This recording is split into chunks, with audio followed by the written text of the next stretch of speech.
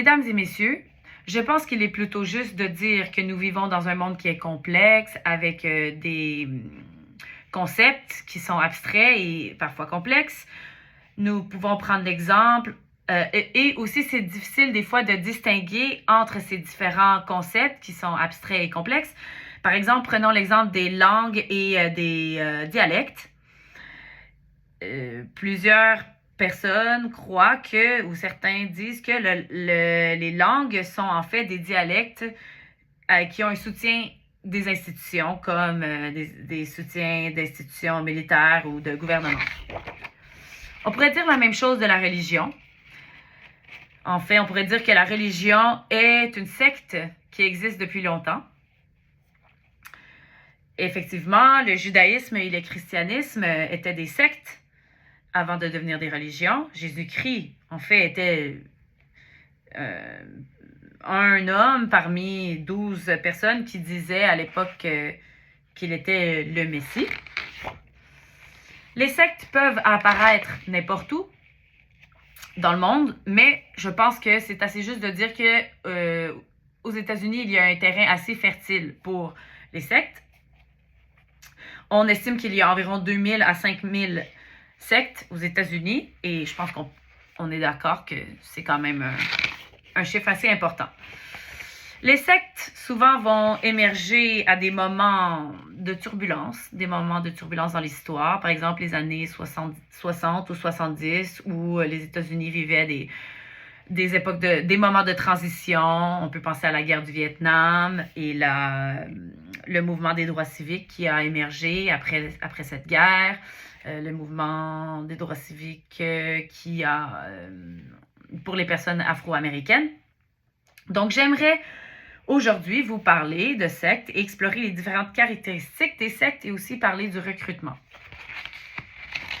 Les sectes, normalement, comportent 3 caractéristiques. La première, c'est que normalement, en tête d'une secte, il y a un leader charismatique. Et cette personne est supposément Dieu sur terre. Et ce que cette personne dit, en fait, est la parole de Dieu. Et c'est souvent un homme qui est le gourou ou le leader d'une secte. Ensuite, il y a la caractéristique qui est l'endoctrinement ou le contrôle de la personne. C'est cette idée que si tu crois en Dieu, si tu crois en la Bible, eh bien, tu vas suivre les instructions. C'est une autre caractéristique. Ensuite, il y a l'exploitation. L'exploitation peut prendre de diverses formes. Il peut y avoir l'exploitation sexuelle, peut-être que, ou cela arrive souvent, que les femmes qui font partie des sectes sont obligées d'entretenir des relations sexuelles avec le leader de la secte. Ça peut aussi être une exploitation financière où, en fait, tout l'argent qu'on va gagner, on va donner à la secte. Et il y a aussi le recrutement. Parlons maintenant de recrutement. Parlons de manipulation, en fait. La manipulation est, en fait, la clé parce que les sectes sont basées sur la manipulation et pas sur les croyances. Effectivement, les sectes vont souvent s'y prendre à des personnes vulnérables, peut-être des personnes qui vivent des moments où ils sont plus vulnérables, comme ils ont perdu leur travail ou ils ont quitté la maison pour la première fois.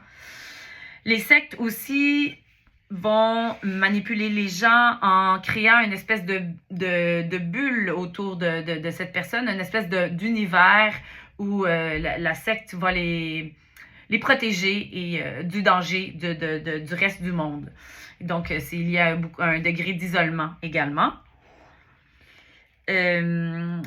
C'est aussi important pour les personnes qui font partie de la secte de toujours essayer d'avoir le leader de leur côté. Donc, ils ne vont pas dire des choses pour contrarier le leader ou le gourou. Et il y a cette notion également, quand on parle de manipulation, il y a cette notion de la pression des pairs. Donc, on veut se sentir comme... on ne veut pas se sentir jugé par nos pairs. On va tenter d'accepter de faire ce qu'on nous dit parce qu'on veut plaire, on veut faire partie du groupe.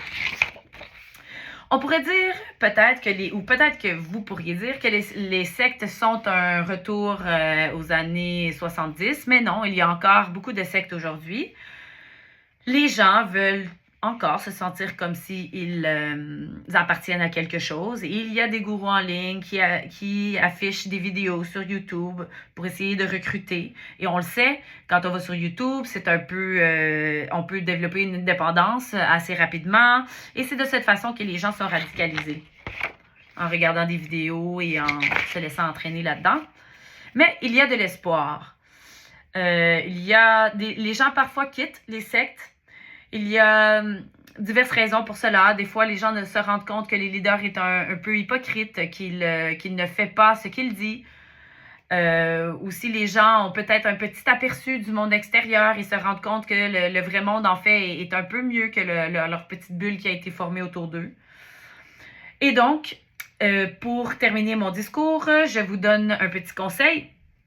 Faites attention aux personnes charismatiques qui disent qu'ils peuvent améliorer votre vie très rapidement. Merci.